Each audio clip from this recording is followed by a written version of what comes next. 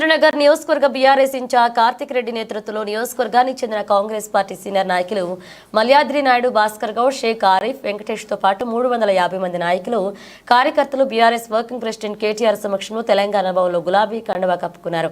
ఈ సందర్భంగా ఏర్పాటు చేసిన సమావేశంలో నియోజకవర్గ BRS party incharge Patolla Karthik Reddy మాట్లాడుతూ రాజేంద్రనగర్ నియోజకవర్గం నుంచి అతిపెద్ద మెజార్టీతో 2 సార్లు ఎమ్మెల్యే ప్రకాష్ గౌడ్ను గెలిపించాం.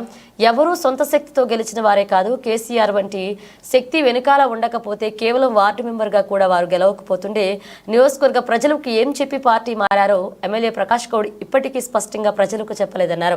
4 ఏళ్ల అధికారం ఉన్నప్పటికీ కాంగ్రెస్ పార్టీ ప్రజల పాలనకు పనికిరాదని ముందే గుర్తించి బీఆర్ఎస్ పార్టీలో చేరేందుకే వచ్చిన నాయకులందరికీ భవిష్యత్తులోనూ సముచితమైన స్థానం, గౌరవాన్ని అందిస్తామని కార్తిక్ రెడ్డి స్పష్టం చేశారు. 10 ఏళ్లు కాంగ్రెస్ పార్టీ కోసం పనిచేసిన కార్యకర్తలను చూస్తుంటే తనకు బాధేస్తుందని, వారంతా జెండా కూలీలుగా మారారని వారిని చూస్తే జాలేస్తుందంటూ కార్తిక్ రెడ్డి అన్నారు. వేస్తే బీఆర్ఎస్ పార్టీకి ఏదో అవుతుంది, మనం అందరం నీరసపడిపోతాం అనుకుంటుర్రు. ముఖీద్ సాబ్కి 5 నిమిషాలు టైం ఇస్తేనే రేవంత్ రెడ్డికి 5 రోజులు పడుకోకుండా స్పీచ్ ఇచ్చిండు. రామన్నన్ లోపలేస్తే ఎట్లయితుంది? ఈ విషయం తెలుసుకోవాలా. కేసీఆర్ గారు తయారు చేసిన సైనికులం మనం ఎట్లా తయారమైన విషయం ప్రభుత్వంలో ఉన్న పెద్దలు చిన్న శాంపుల్ సైజ్ 5 నిమిషాలు మాట్లాడిన వెంటనే అనర్గళంగా 20 నిమిషాలు మాట్లాడిన ముఖీద్ సాబ్కి ధన్యవాదాలు. ఈరోజు మన ముఖ్యంగా మణికొండ మున్సిపాలిటీ నుంచి 4 సంవత్సరాలు ఇంకా అధికారం ఉండంగా కూడా మామూలు రాజకీయాలు ఎట్లుంటుంది, 4 రోజులు అధికారం కూడా వదులుకోరు.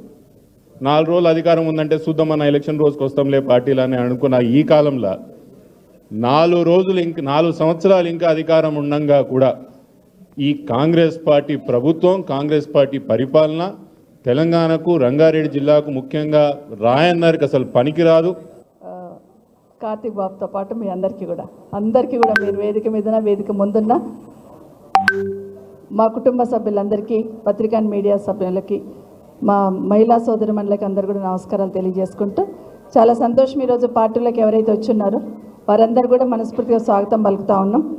ఈరోజు కాంగ్రెస్ పార్టీ చేస్తున్న అరాచకాలు, కాంగ్రెస్ పార్టీ పాలన నచ్చక ప్రజలను ఏ విధంగా ఇబ్బంది పడుతున్నారని గమనించి ఆ పార్టీలో ఇమడలేక మేము బీఆర్ఎస్ పార్టీలోకి వస్తాము. కేసీఆర్ గారి నాయకత్వం ఈ రాష్ట్రానికి శ్రీరామ రక్ష, కాబట్టి కేసీఆర్ గారు వెన్నంటే మేము ఉంటామని వచ్చిన మీకు అందరికీ కూడా మనస్ఫూర్తిగా స్వాగతం చెప్తా ఉన్నాను పేరు పేరున. వారితో పాటు వచ్చిన వాళ్ళందరికీ ఒక 5-10 మందికి కండువాలు వేసినాం కాబట్టి అని కాదు, ఇక్కడికి వచ్చిన అందరికీ కూడా మీకు అందరికీ స్వాగతం చెప్తా ఉన్నాను. అయితే చాలా సంతోషం, గౌరవ పెద్దలందరూ కూడా ఉన్నారు, రాజేంద్ర కూడా కనిపిస్తున్నాడు, చాలా సంతోషం. అందరు కూడా వచ్చిన వాళ్ళందరూ కూడా స్వాగతం చెప్తా ఉన్నాను. ఒకటి మాత్రం స్పష్టంగా అర్థమైంది, ఒక్క మణికొండ మున్సిపాలిటీకి సంబంధించి ఇక్కడికి వచ్చి ఉన్నారు. ఇక మా మహిళా సోదరి మనలు అయితే ఛాన్స్ ఇస్తే అగ్గి తలిగేసేటట్టుంటారు. కాబట్టి నిజంగానే ఈరోజు రాష్ట్రంలో జరుగుతున్న పరిస్థితులన్నీ గమనించి ఒక 11 నెలలు అయ్యింది కానీ 11 సంవత్సరాలు అయినట్టు చుక్కలు చూపిస్తున్నాడు ఈరోజు ప్రజలందరికీ రేవంత్ రెడ్డి గారు. సో ఎప్పుడు పోతారా, మళ్ళీ ఎప్పుడు కేసీఆర్ గారు వస్తారన్న ఆలోచన ప్రతి ఒక్కరికి వచ్చింది, కింది స్థాయి నుండి పై స్థాయి వరకు.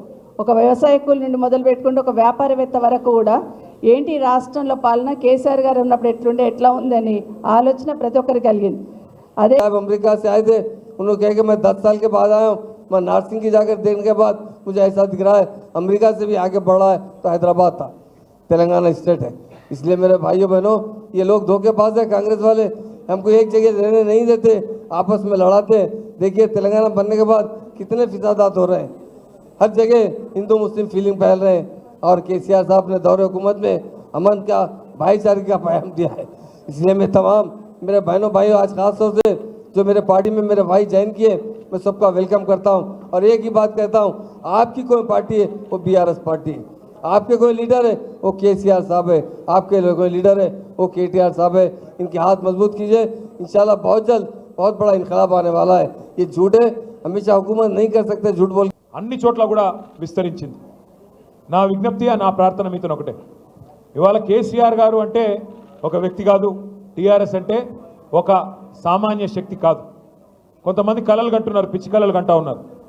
రేవంత్ రెడ్డి గారు నిన్న మొన్న మాట్లాడుతున్నారు, కేసీఆర్ను ఫినిష్ చేస్తా, బీఆర్ఎస్ను ఫినిష్ చేస్తా.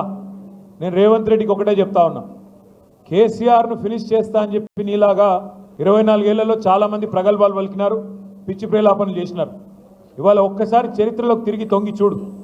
కేసీఆర్ను ఫినిష్ చేస్తా అన్న వాళ్ళు ఎవరన్నా ఇక్కడ ఉన్నారా? ఇంకా వాళ్ళు ఫినిష్ అయినరా? ఒక్కసారి చూసుకోమని చెప్పి నేను విజ్ఞప్తి చేస్తా ఉన్నా.